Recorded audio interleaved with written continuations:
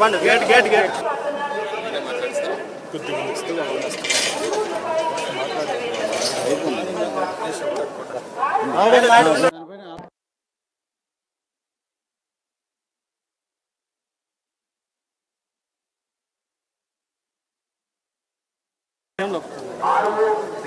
Photo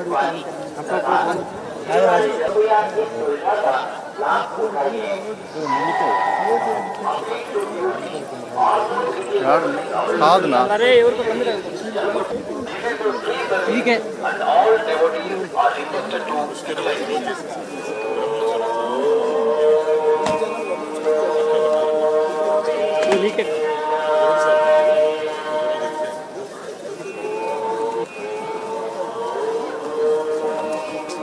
ముఖ్యగాడు వీడు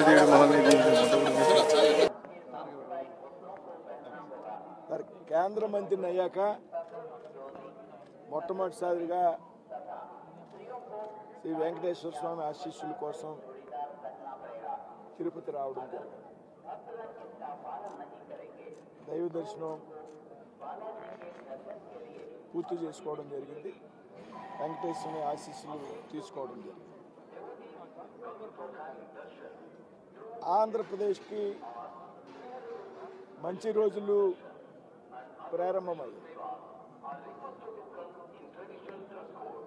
ఏదైతే NDA ఆధ్వర్యంలో కేంద్రంలో నరేంద్ర మోడీ గారి నాయకత్వంలో,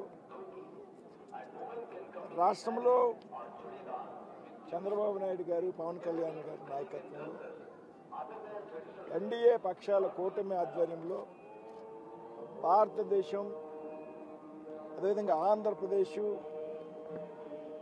త్వరితగతిన పెద్ద ఎత్తున అభివృద్ధి చెందాలని భగవంతుని ప్రార్థించడం జరిగింది. భారతదేశం అతి త్వరలోనే మూడవ ఆర్థిక వ్యవస్థకు చేరాలని, అలాగే గత 5 సంవత్సరాలుగా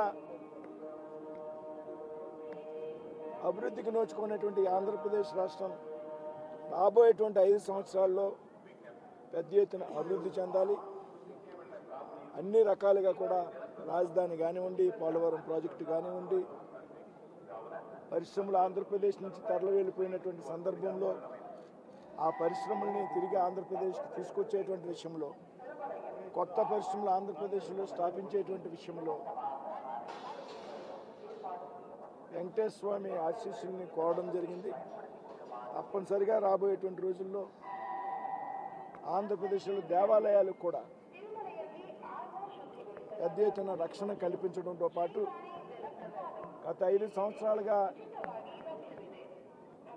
ఆంధ్రప్రదేశ్కి ఒక గ్రహణం పట్టింది.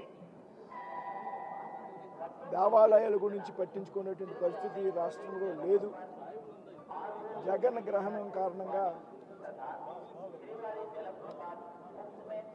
చిన్నచూపు చూసినటువంటి దేవాలయాలకు పెద్ద ఎత్తున అభివృద్ధి చేసే విధంగా ఇవాళ ఈ ప్రభుత్వాలు ప్రయత్నం చేస్తాయి.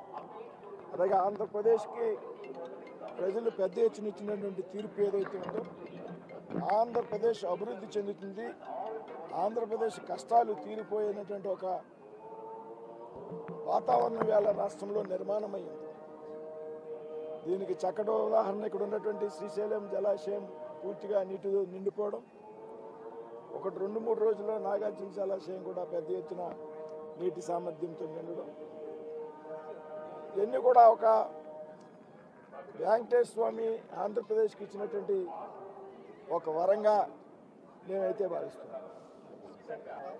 నేను మీరు అభివృద్ధి గురించి అడిగారు కాబట్టి చెప్తున్నా. పెద్దగా రాజకీయాలు మాట్లాడుకోవడం తెచ్చుకోలేదు.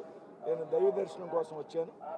ఆంధ్రప్రదేశ్కి అభివృద్ధి విషయంలో, పరిశ్రమల విషయంలో మీరు అడిగినటువంటి ఏదైతే పరిశ్రమలు తరలి వెళ్ళాయో వాటితో కూడా సంప్రదింపులు మొదలుపెట్టాం. అదేవిధంగా కొత్త పరిశ్రమలకు కూడా మేము ఆహ్వానిస్తున్నాం. ఎవరైతే ఆంధ్రప్రదేశ్లో పరిశ్రమలు పెట్టాలనుకున్నారో దానికి సంబంధించినటువంటి అనుమతులు ఏవైతున్నాయో వాటిని సులభతరం చేయాలనేటువంటి ప్రక్రియని మేము ప్రారంభించాం. డిపార్ట్మెంట్ తప్పనిసరిగా